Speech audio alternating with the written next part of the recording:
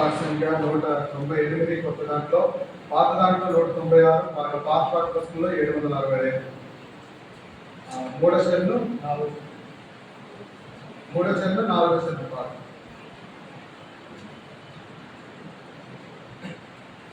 నామలో నేత్రము తెరచి నా కఠిన హృదయమును మార్చి,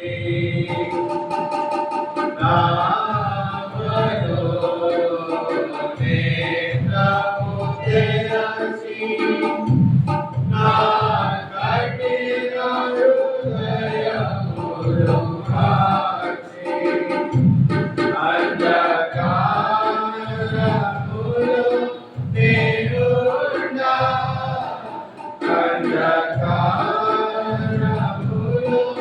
నేనుండా, వేదహీనత సృష్టించితివి, వేదహీనత సృష్టించితివి. నామలో నేత్రము తెరచి నా కఠిన హృదయమును మార్చి, ఎన్నాళ్ళు బ్రతికిన నేని నాకై జీవించెదా ప్రభువా, ఎన్నాళ్ళు బ్రతికిన నేని నీకై జీవించెదా ప్రభువా. బాధలు శోధనలు శ్రమలు, బాధలు శోధనలు శ్రమలు, ఓదార్చి ఆదుకొంటివయ్యా, ఓదార్చి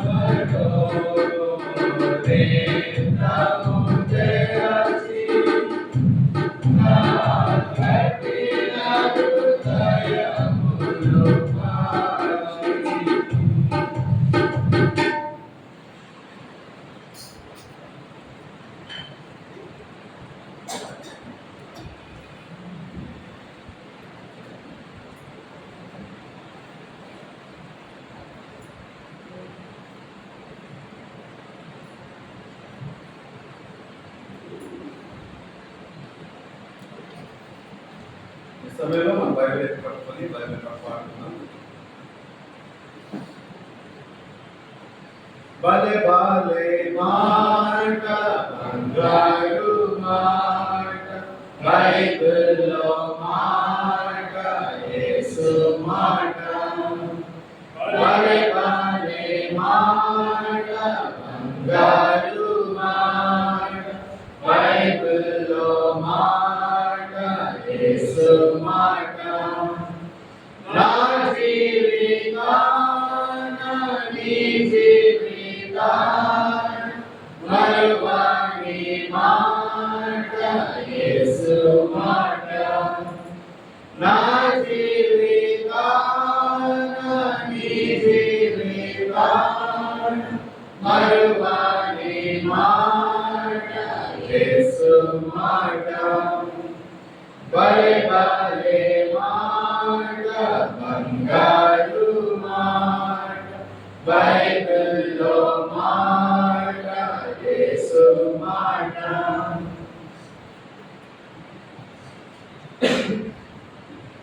అపోస్తలుడైన పౌలు కొరింథీయులకు రాసిన మొదటి పత్రిక 11వ అధ్యాయం 23 నుంచి 37 వరకు మార్చి చదువుకుందాం. కొరింథీయులకు రాసిన మొదటి పత్రిక 11వ అధ్యాయం 23 నుంచి 37 వరకు మార్చి చదువుకుందాం.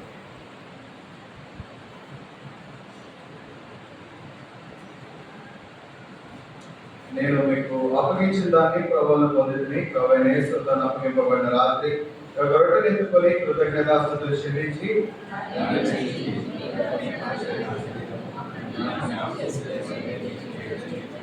ఆ ప్రకారమే భోజనం పిలువట ఆయన పాత్రను ఎత్తుకొని ఈ పాత్ర నా రక్తమైన కొత్త నిబంధన, మీరు దీనిలో త్రాగటల్లా నన్ను జ్ఞాపకం చేసుకుంటే దీన్ని చేయడానికి చెప్పాను.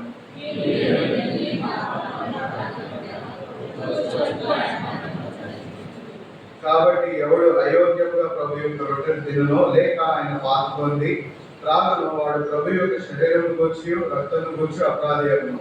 కాబట్టి ప్రతి మనుషుడు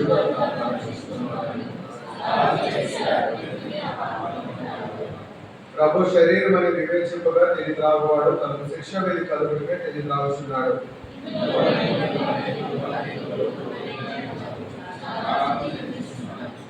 అయితే మనమే విమర్శ చేసుకునేదే కదా తీర్పు పొందకపోదు. ప్రార్థన చేస్తున్నాం. మహాపరిషుద్ధులు మహాగణులు నీ శ్రీవాసం మా యేసుక్రీస్తువా, అయ్యా నీకు లెక్కలేనన్ని వేల వందనాలు స్తుతులు స్తోత్రాలు చెల్లిస్తున్నాను. ఆయన సమయంలో ఆయన మీ కళలో చేయడానికి ముందు ఆయన మమ్మల్ని మీరు సజేసుకుంటుకై ఆయన మీరు ఇచ్చిన లేఖింపగాలు బట్టి ఆయన మీకు వేల వందనాలు స్తుతులు స్తోత్రాలు చెల్లిస్తున్నాను. ఆయన సర్వ లేఖింపగాల ద్వారా ఆయన మమ్మల్ని మేము పరీక్షించుకొని సరి చేసుకొని ఆయన యోగ్యమైన రీతిలో ఆయన మీరు శరీరాలు చేయడానికి ఆయన మీరే సహాయం దయచేసి తోడై ఉన్నాడు. ఆయన మీ నోటు తోడుగా వాడుకోనండి. యేసు నామమున ప్రార్థిస్తున్నాం తండ్రి.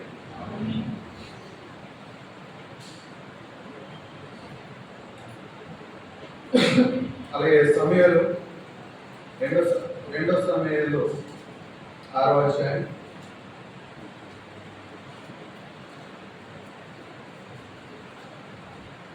11-12 వచనాలు మార్చి చదువుతున్నాం.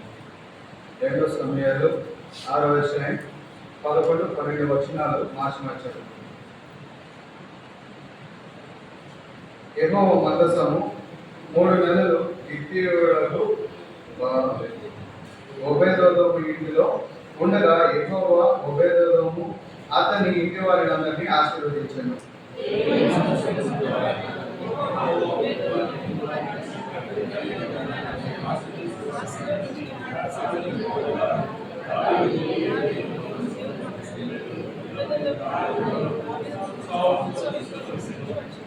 చాలు.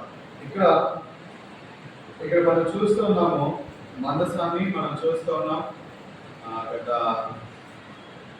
ఫ్రైడే కూడా మనం మందసం గురించే వింటూ ఉన్నాం. అయితే ఇక్కడ మనం చూసుకున్నట్లయితే ఈ మందసం గురించి మనం ఇక్కడ చూసినట్లయితే ఈ మందసం ఎక్కడ ఉందంట అని మనం చూసుకున్నట్లయితే 11వ వచనంలో మనం చూస్తున్నాం కదా. ఆ యెహోవా మందసము 3 నెలలు గిత్తీయులకు ఉపేదము ఇంటిలో ఉండగా యెహోవా ఉపేదము అతని ఇంటి వారిని ఆశీర్వదించను. ఇక్కడ ఈ ఉపేదము ఇంటిలో ఉన్నట్టుగా మనం చూస్తూ ఉన్నాము.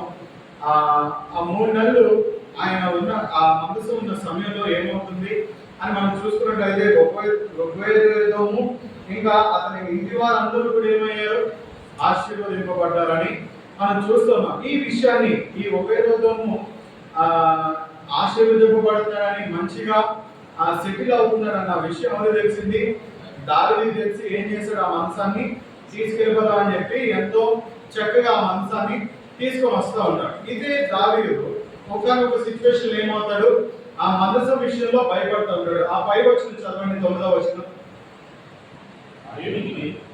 దానికి అదే పేరు. ఆ దినమున యెహోవా మందసం నా యొద్ద ఎలా ఉంటుందనుకుని దావీదు యెహోవాకు భయపడి యెహోవా మందసమును దావీదు పురంలోని తన యొద్దకు ఎత్తుకొనగా గిత్తీయుడకు ఉపేదము ఇంటి వరకు తీసుకుని అచ్చట ఉంచెను. ఇక్కడ మనం చాలా క్లియర్ గా చూస్తున్నాము. ఆ దినమున యెహోవా మందసము నా యొద్ద ఎలా ఉంటుందనుకుని దావీదు యెహోవాకు భయపడెను. ఇక్కడ దావీదు ఏమవుతున్నాడు, యెహోవాకి ఎంతగానో భయపడిన ఆ సిచ్యువేషన్ లో మనం చూస్తున్నాం. ఎందుకు అసలు దావీదు అంతలా భయపడుతున్నాడు అని మనం చూసుకున్నట్లయితే ఆ పైన ఒక ఇన్సిడెంట్ జరుగుతుంది. ఏం జరుగుతుంది, 6వ వచనం చదవండి.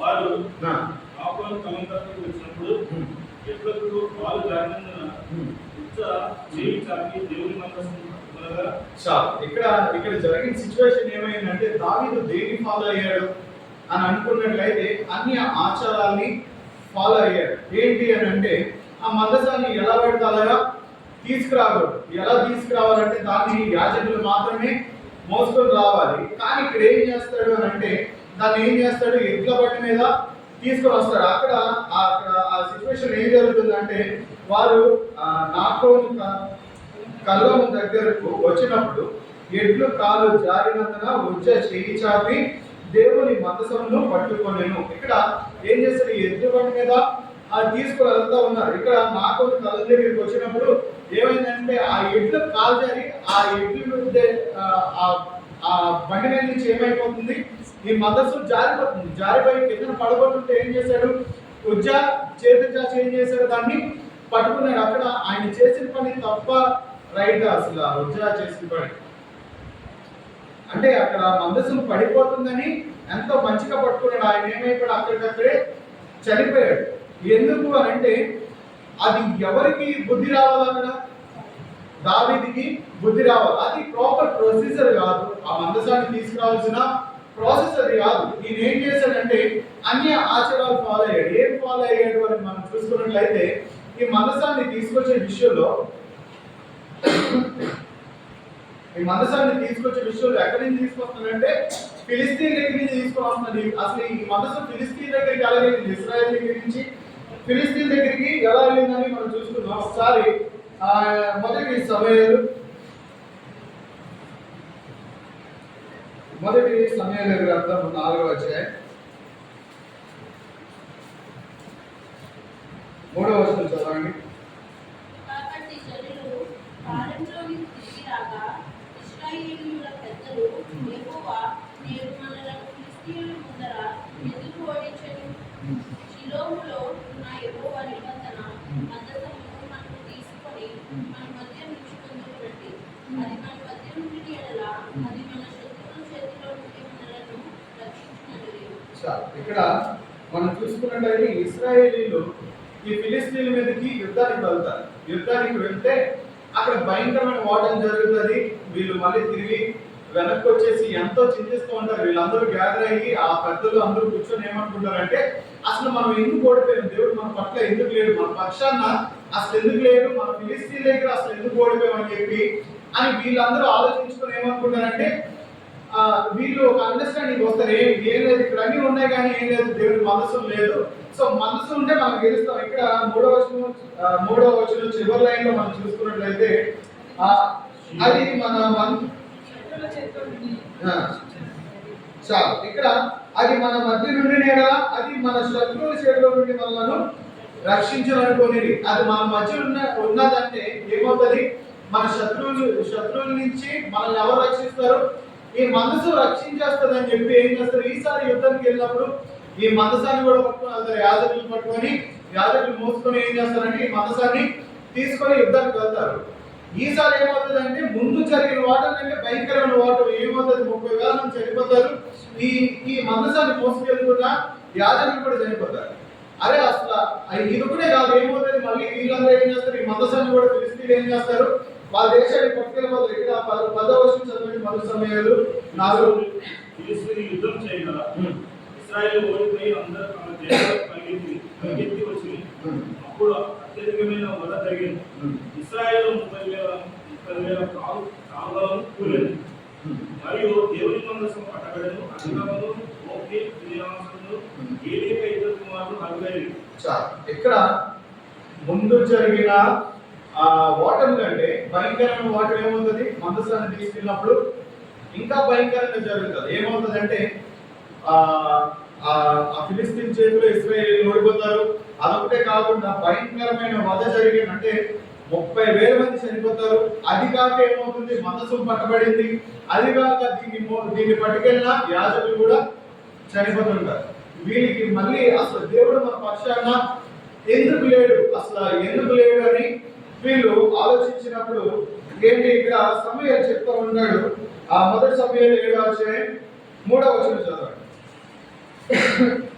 ఇశ్రాయేలు అందరూ చెప్పాను, ఈ పూర్ణ హృదయంతో యెహోవా యందు మీరు మళ్ళీ ఉండగా అన్ని దేవతలను దేవతలను మీ మధ్య నుండి తీసివేసి పట్టుదల కలిగి యెహోవా తట్టు మీ హృదయంలో తిరిగి ఆయన సేవించుడి.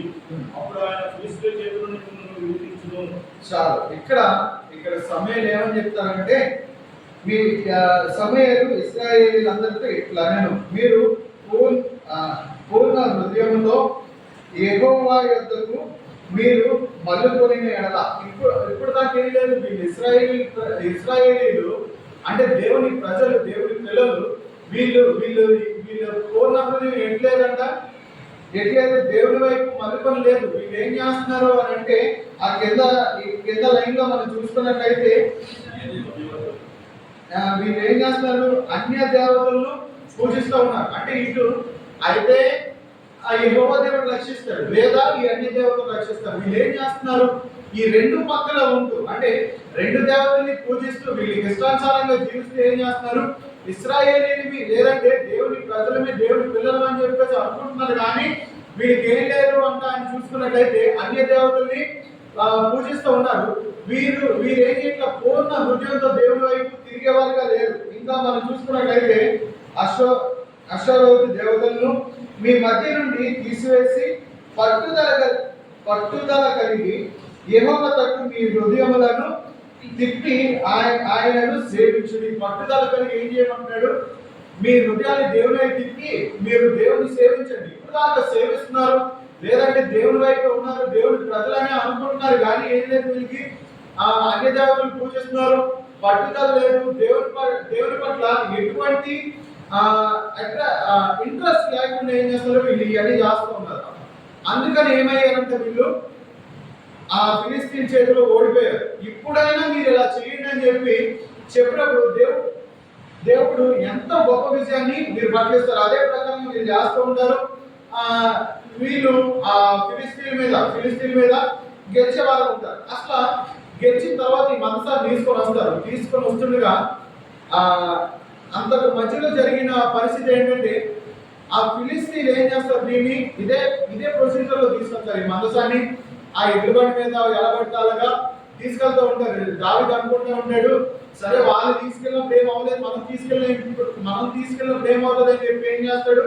ఎదురుబండి మీద తీసుకొని వచ్చినప్పుడు ఆ మందసం దాని మీద నుంచి జారిపోతుంటే ఈ ఉజ్జా ఏం చేస్తాడు? చేతులు చాచి పట్టుకుంటూ ఉంటాడు. ఆ సిచ్యువేషన్ చూసి దావీదుకి భయం కలిగి భయంకరంగా ఏం చేస్తాడు? దాన్ని ఎక్కడ చూస్తారు ఒకసారి సమయాలు రెండో సమయాల గ్రంథము 6వ అధ్యాయం 11వ వచనం చదవండి. మూడు నెలలు ఇచ్చుటకు ఒబేదెదోము ఇంట్లో ఉండగా యెహోవా ఒబేదెదోమును అతని ఇంటివారందరినీ ఆశీర్వదించెను. ఇక్కడ ఈ 3 నెలలు ఒబేదెదోము ఇంట్లో ఉన్నట్టుగా మనం చూస్తూ ఉన్నాం. అక్కడి నుంచి వీళ్ళని ఆశీర్వదిస్తున్నాడు. సరే, అక్కడ తన తప్పు తెచ్చుకొని ఏం చేస్తాడు? ప్రాపర్ ప్రొసీజర్ లో మళ్ళీ ఆయన రాజ్యానికి తీసుకెళ్తూ ఉంటాడు. అయితే ఇక్కడ మనం చూసుకోవాల్సింది ఏంటి అని మనం చూసుకున్నట్లయితే, మనం బలలో చేయవేసే ముందుగా మనల్ని మనం సరి చేసుకోవాలి. మనం ఏంటంటే ఈ ట్రెడిషన్స్ ని మనం ఫాలో అవుతుంటాం. అంటే ఏంటి ఆ ట్రెడిషన్ అని మనం చూసుకున్నట్లయితే, ఇక్కడ ఈ దావీదు ఏం చేస్తూ ఉన్నాడు? ఆ ఫిలిస్తీన్ చేతిలో మనసు ఉన్నప్పుడు వాళ్ళు ఎదురుబడి మీద తీసుకెళ్లారు కదా, అందుకని నేను దీని మీద తీసుకొస్తానని చెప్పి తీసుకొస్తూ ఉన్నాడు. అదే ప్రకారంగా మన జీవితంలో మనం ఏం చేస్తుంటాము? ఏదో ఆచారపూర్వకంగా దేవుని దగ్గరికి రావడం, లేదంటే ఇక్కడ చూస్తున్నాం కదా వాళ్ళ పరిస్థితి ఎలా ఉంది, ఇశ్రాయేల్ పరిస్థితి ఎలా ఉందంటే మొదటి సమయాలు 7వ అధ్యాయం 3వ వచనంలో వాళ్ళ పరిస్థితి ఎలా ఉంది? వాళ్ళు ఇశ్రాయేలీ ప్రజలే కానీ అన్ని దేవతలు కూడా పూజిస్తూ ఉన్నారు. వాళ్ళ బుద్ధి ఏరియాలో దేవుని తట్టు తిప్పని వారే ఉంటున్నారు. కాబట్టి మనం ప్రభు బలలో చేయవలసిన ముందుగా మొట్టమొదటిగా సరి చేసుకోవాల్సిన విషయం ఏంటి అని మనం చూసుకున్నట్లయితే, మనం చేస్తున్న ప్రార్థన కానివ్వండి, లేదా దేవుని దగ్గరికి ఆరాధనకు వస్తున్న విధానం కానివ్వండి, ఇది ఆచారపూర్వకంగా మనం వచ్చే వారిని ఉండకూడదు. ఎలా ఉండాలి? మన హృదయం పూర్తిగా దేవుని వైపు తిప్పి మనం వచ్చేవారు ఉండాలి. వీళ్ళు ఏం చేస్తున్నారంటే, ఇశ్రాయేలీ ప్రజలు అంటే దేవుని పిల్లలు, కానీ వీళ్ళు ఏముంది?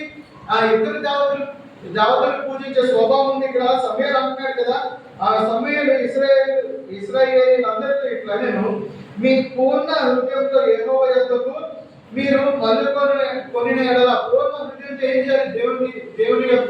దేవుని వైపు మనం మలుపుకునే వారిని ఉండాలి. ఏదో ఆచారపూర్వకంగా దేవుని దగ్గర రావడం కాదు, కానీ మనం ఏం చేయాలి? పూర్ణ హృదయంతో దేవుణ్ణి సేవించే వారంగా, పూర్ణ హృదయంతో దేవుణ్ణి ఆరాధించే వారంగా, పూర్ణ హృదయంతో మన దేవుని దగ్గర పరీక్షించుకునే వారంగా మనం ఎప్పుడైతే ఉంటామో దేవుడు మన జీవితంలో కార్యం చేస్తూ ఉంటాడు. ఇది మొట్టమొదటిగా మనం పరీక్షించుకోవాల్సిన విషయం.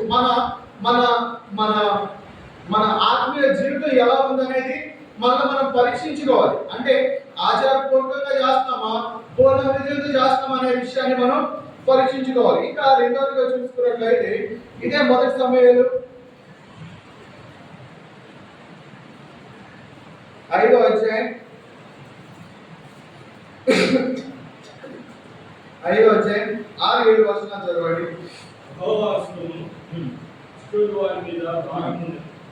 అష్షూరు వారిని వారి సరిహద్దుల్లో ఉన్న వారిని ఆయన గడ్డల రోగంతో మొత్తి వారిని నష్టం చేయగా, అష్షూరు వారు సంభవించగా చూసి, ఇశ్రాయేలు దేవుని హస్తం మన మీదను మన దేవతల యొక్క రాబోల మీదను ఒక భారంగా ఉంటే, ఆయన ముందస్తు మన మధ్య నుండి దీనికి కారణం కదా, ఇది ఇక మన మధ్య ఉండకూడదు అని చెప్పుకొని ఫిలిష్తీయుల సర్దారులు అందరి పిల్లలు తీసి ఇశ్రాయేలు దేవుని మందసమును మనం ఏమి చేయకూడదు. వారు ఇశ్రాయేలు దేవుని మందసమును ఇక్కడ నుండి గాతు పట్టణంలో చెప్పగా, చాలు. ఇక్కడ మనం చూసినట్లయితే ఈ ఫిలిష్తీయులు ఈ మందసాన్ని పట్టుకెళ్ళిపోయి ఒక ఊళ్ళో పెట్టుకున్నారు. ఎక్కడ అంటే ఈ అష్డోదు వారి మధ్యన దాన్ని పెట్టుకుంటూ ఉన్నారు. అయితే ఈ అష్డోదు ఆ ప్రజల మధ్య పెట్టుకుంటే ఏమైంది అని మనం చూసుకున్నట్లయితే, దేవుడు ఏం చేస్తున్నాడు? వాళ్ళని ఆయన హస్తంతో మొత్తగా ఏమైంది? వీరికి గడ్డల రోగం కలిగింది. అలాగా వాళ్ళు ఏమైపోతున్నారంటే, ఈ అష్డోదు వారందరూ చనిపోతున్నారు కదా. ఇక్కడ చనిపోతున్నారని వీళ్ళందరూ మళ్ళీ గ్యాదర్ అయ్యారు. ఇక్కడ గ్యాదర్ అయ్యి అసలు ఎందుకు వీళ్ళందరూ చనిపోతున్నారు, ఈ గడ్డ రోగం ఎందుకు వస్తుందంటే, ఈ మనసు ఇక్కడ ఉండడం ద్వారానే వస్తుందని చెప్పి వీళ్ళు ఏం చేస్తున్నారు? ఈ మనసు మా దగ్గర వద్దు అంటే ఫిలిస్తీయులు, అంటే ఫర్ ఎగ్జాంపుల్ దీన్ని ఎగ్జాంపుల్ గా తీసుకున్నట్లయితే ఇండియన్స్ అనుకుందాం, ఫిలిస్తీన్లు అందరూ ఇండియన్స్ అనుకుందాము. ఒక స్టేట్ లో ఇది ఉంది, ఇది ఎక్కడ కాదని చెప్పి ఆంధ్రప్రదేశ్ నుంచి మహారాష్ట్ర పంపించారు.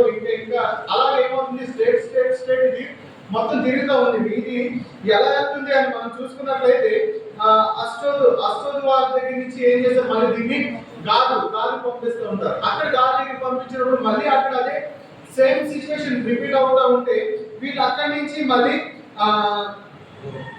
ఉప్లోనికి మళ్ళీ పంపిస్తూ ఉంటారు. అంటే ఈ మొత్తం ఏమవుతుంది, ఈ మనసాన్ని అటు ఇటు అంటే ఎక్కడ కాకపోతే అక్కడ కాకపోతే ఇంకో దగ్గర అని చెప్పి వీళ్ళు ప్లేస్ మార్చుతారు తప్పించి ఏం చేయరు. అరే మనసు మన మధ్యలో ఉంది కదా, మనం సరి చేసుకుందాం, పరీక్షించుకుందాం అన్న విషయం వీళ్ళు గ్రహించలేకపోతూ ఉంటారు. మనం క్రైస్తవులుగా ఉంటూ ఏంటంటే ఈ ట్రెడిషన్ ని మనం ఫాలో అవుతూ దేవుని ప్రజలు అని చెప్పుకుంటూ ఉంటాము.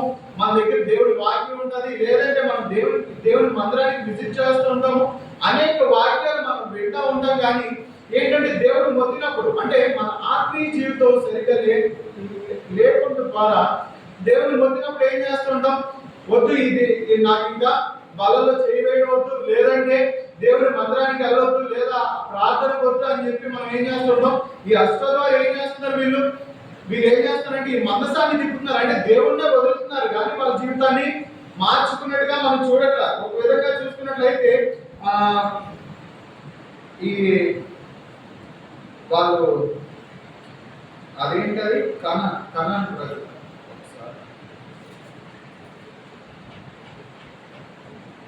ఆ వాక్యం ఐడియా లేదు.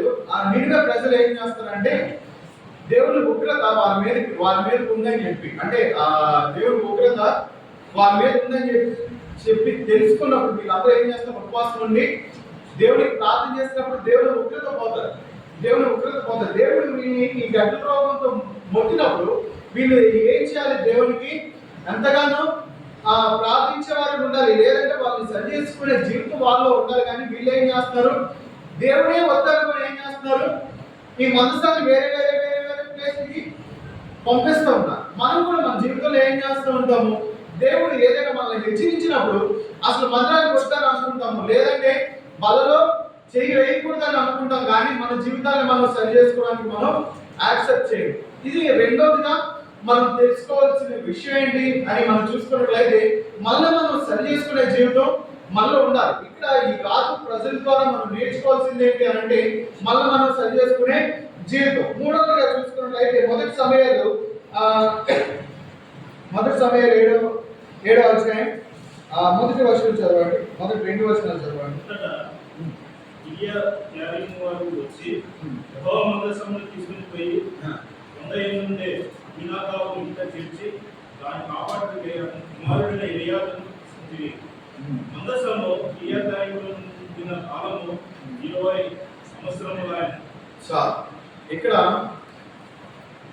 వీళ్ళు మొత్తం అంతా ఈ మందసాన్ని ఏం చేస్తున్నారు, అలాగే తిప్పుతా ఉన్నారు. అంటే విజయనగరం కాకపోతే వైజాగ్ కాకపోతే శ్రీకాకుళం, లేదంటే పలాస, ఇలాగా ఈ మనసాన్ని తిప్పి ఎక్కడికి వచ్చిందంట, కిరియాకి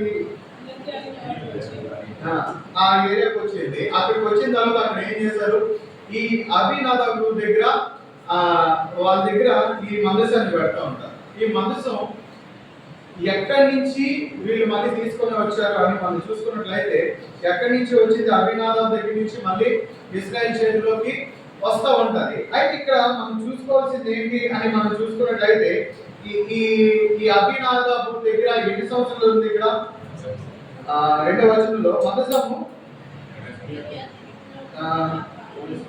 20 సంవత్సరములు లాయను. ఇక్కడ ఈ మందసం వాళ్ళ దగ్గర అభినాదాబు దగ్గర ఎన్ని సంవత్సరాలు ఉంది, 20 సంవత్సరాలు ఉంది. 20 సంవత్సరాలు ఉందంటే ఆయన ఎంత డెవలప్ అవ్వాలి. ఇక్కడ ఇదే రెండో సమయాల గ్రంథము 6వ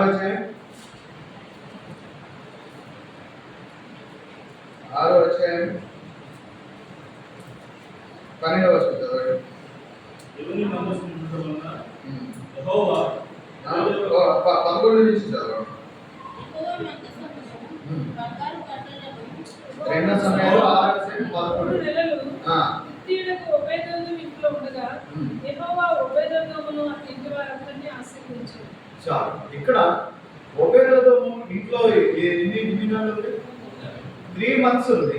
ఈ 3 మంత్స్ లోనే ఏమైపోయిందంట అని మనం చూసుకున్నట్లయితే ఓబేదెదోము ఇంకా ఏంటంటే వాళ్ళ ఇంటి వారందరూ కూడా ఏమైపోయారు, ఎంతో ఆశీర్వదింపబడుతూ ఉన్నారు, ఎంతో డెవలప్ అవుతూ ఉన్నారు.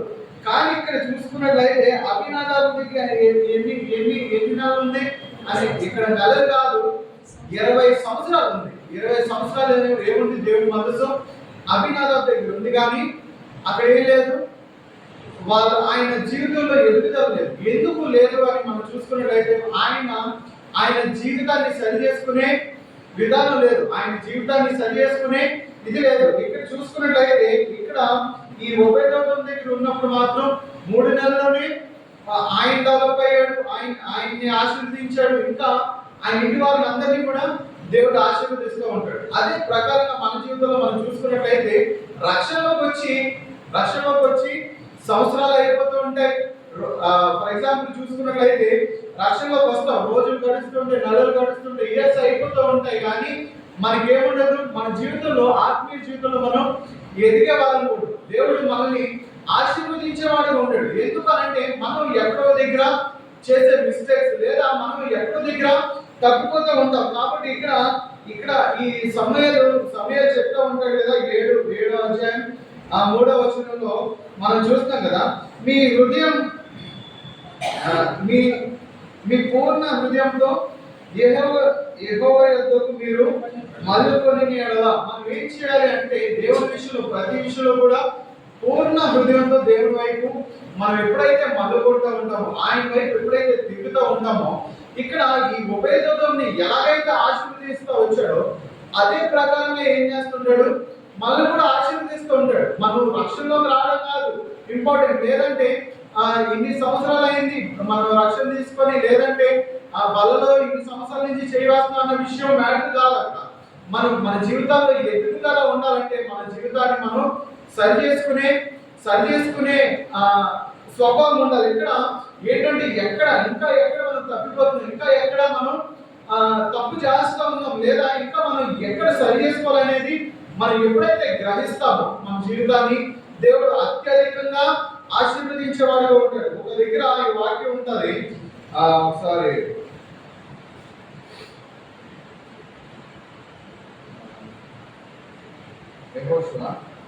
యెహోషువ గ్రంథము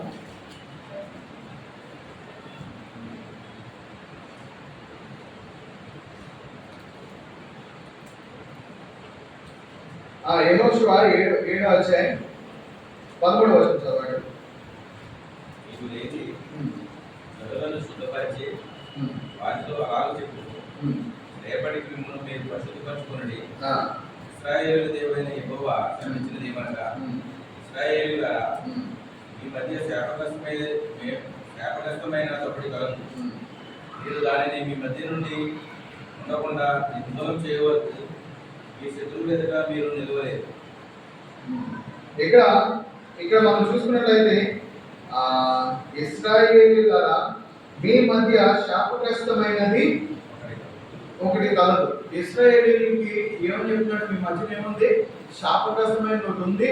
సో అందుకే మీరు ఓడిపోతూ ఉన్నారు. ఇక్కడ వీళ్ళు కూడా ఏంటంటే ఎరుకో పట్టణం మీదకి యుద్ధానికి వెళ్ళినప్పుడు అక్కడి నుంచి ఏమి తీసుకురావద్దు, ఆయన మొత్తం అంతా ఏంటది శాపగ్రస్తమైంది, అక్కడి నుంచి మీరు ఏం తీసుకురావద్దు అన్నప్పుడు ఇక్కడ ఒక వ్యక్తి ఏం చేస్తారంటే అక్కడి నుంచి కొంత బంగారాన్ని మొత్తం తీసుకొచ్చి ఆయన గుడారంలో పెట్టుకుంటాడు. ఆయన గుడారంలో పెట్టుకున్న తర్వాత వీళ్ళు ఏమవుతారంటే మళ్ళీ వీళ్ళు ఇంకో దేశం మీదకి యుద్ధం వెళ్తారు. అది చాలా చిన్న దేశం, కానీ ఏమవుతుందంటే ఆ దేశం మీద ఏమైపోతారు, ఇశ్రాయేలీయులందరూ ఓడిపోతూ ఉంటారు. అంటే ఆ దేశం మీద వీళ్ళు ఏమవుతారంటే గెలవలేదు. చాలా చిన్న దేశం కానీ వాటి మీద గెలవలేదు. అసలు ఎందుకు గెలవలేదు అనేది వీరికి చాలా డిస్టర్బ్ అవుతారు అనమాట. ఎందుకు మనం చూస్తే చాలా పెద్ద గుంపుని మనం ఆ ఎరుకో పట్టణాన్ని గెలిచే మనం ఈ పట్టణాన్ని గెలవడం ఎంత అని అనుకున్న వాళ్ళు రాస్తా ఏమైపోతారు, ఆ చిన్న పట్టణం మీద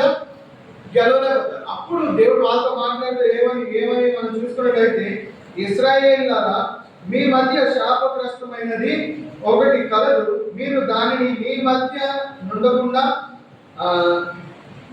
నిర్మలము చేయు వరకు మీ శత్రువుల ఎదుట మీరు నిలవలేరు. ఆ శాపగ్రస్తమైనది ఏదైతే ఉందో దాన్ని మీ దగ్గర నుంచి తీసేసినంత వరకు ఏమవరంట, మీ శత్రువుల ఎదుట మీరు గెలవలేరని చెప్తా ఉన్నాడు. అదే ప్రకారంగా మనం కూడా ఏం చేయాలి, ప్రభు బలలో ప్రతి విషయంలో మనం జయించగలగాలన్నా లేదా దేవుడు మనల్ని ఆశీర్వదించాలన్నా శాపగ్రస్తమైన పాపం మన జీవితంలో ఏదైతే ఉందో దాన్ని ఎప్పుడైతే మనం తీస్తామో బయటికి తీసేస్తామో లేదా దేవుని దగ్గర మనం ఎప్పుడైతే ఒప్పుకుంటూ ఉంటామో ఏమవుతుందో అప్పటి నుంచి దేవుడు మనల్ని అత్యధికంగా ఆశీర్వదించేవాడు ఉంటాడు. కొరింథీయులకు రాసిన మొదటి పత్రికలో ప్రభు బలలో చేయడం కూడా ఆశీర్వాదం అన్నట్టుగానే ఉంటుంది. ఒకసారి కొరింథీయులకు రాసిన మొదటి పత్రిక 10వ అధ్యాయంలో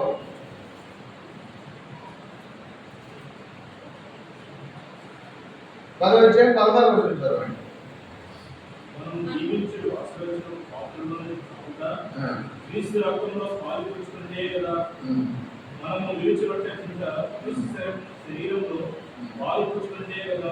చాలు. ఇక్కడ మనము దీవించు ఆశీర్వచనము పాత్రలోని త్రాగుట అంటే దీవించి ఆశీర్వచనము ఈ పాత్రలోని త్రాగుట అంటే బలలో చేయివేయడం అనేది ఒక టైప్ ఆఫ్ బ్లెస్సింగ్. మనం సరి చేసుకొని ప్రభు బలలో చేయివేస్తే అది ఆశీర్వాదంగానే ఉంటది. ఒక విధంగా ఆ మందసం ఎవరి దగ్గర అయితే ఉందో అక్కడ ఎవరి దగ్గర అయితే ఉందో వాళ్ళు నీతిగా ఉండి లేదా వాళ్ళు సరి చేసుకునే జీవితం వాళ్ళ దగ్గర ఉందంటే అది ఆశీర్వాదకరంగానే ఉంటుంది. ఒకవేళ అదే మందసం ఒకరి దగ్గర ఉండి అది సరి చేసుకోకుండా ఉన్నారనుకోండి ఏమవుతుంది, అది శాపగ్రస్తంగా మారిపోతూ ఉంటుంది. దేవుడు వాళ్ళని మొత్తేవాడుగా ఉంటాడు, ఎన్నోసార్లు హెచ్చరించేవాడుగా ఉంటాడు, కానీ ఇంకా వాళ్ళు సరి చేసుకునే పరిస్థితి లేదు. 20 సంవత్సరాలు వాళ్ళ దగ్గర ఉంది కానీ ఫిలిస్తీన్ల దగ్గర ఉంది కానీ వాళ్ళ జీవితంలో ఎదుగుదల లేదు. కానీ ఇక్కడ 3 నెలలకే ఎంతో గొప్ప ఎదుగుదలను మనం చూస్తూ ఉంటాం. కాబట్టి మనం ప్రభు బలలో చేవేసే ముందుగా ఇది కూడా ఒక మందసం లాంటిదే. మనం ఎప్పుడైతే సరి చేసుకుంటామో ఇక్కడ 28 నుంచి మనం చూసుకున్నట్లయితే కొరింథీయులకు రాసిన మొదటి పత్రిక 11వ అధ్యాయం 28 నుంచి మనం చూసుకున్నట్లయితే కాబట్టి ప్రతి మనుషుడు తనను తానే పరీక్షించుకోవలెను. అలాగే చేసి రొట్టెను తిని ఆ పాత్రలోనిది త్రాగవలెను. ప్రభు శరీరమని వివేచింపక తిని త్రాగువాడు తనకు శిక్షావిధి కలుగుటకే తిని త్రాగుచున్నాడు. ప్రభు శరీరమని వివేచింపక తిని త్రాగువాడు తనకు శిక్షావిధి కలుగుటకే తిని త్రాగుచున్నాడు. అంటే ప్రభు బలలో మనం చేయాల్సిన అంటే ఈ మనసాన్ని పట్టుకెళ్ళిపోవడం కాదు, కానీ మనం సరి చేసుకోకుండా ప్రభు బలలో చేవేస్తే మాత్రం అది ఏముంటుంది, శిక్షావిధి ఉంటుంది. ఎప్పుడొకప్పుడు మన దేవుని ఉగ్రత మన మీదకి వచ్చేది ఉంటుంది, లేదా ఆయన మనల్ని మొత్తేవాడిగా ఉంటాడు. కాబట్టి మనం ప్రభు బలలో చేవేసే ముందుగా మనం సరి చేసుకోవాలి. మనం సరి చేసుకుని ప్రభు బలలో ఎప్పుడైతే చేవేసుకుంటూ ఉంటామో అత్యధికంగా మనం ఆశీర్వదింపబడేవారు ఉంటాం. కాబట్టి ఈ దినాన ప్రభు బలలో చేవేసే ముందుగా మనం పరీక్షించుకుందాం, సరి చేసుకుని యోగ్యమైన రీతిలో ప్రభు బలలో చేయాలి. దేవుడి వాక్యం జీవించుకున్నాక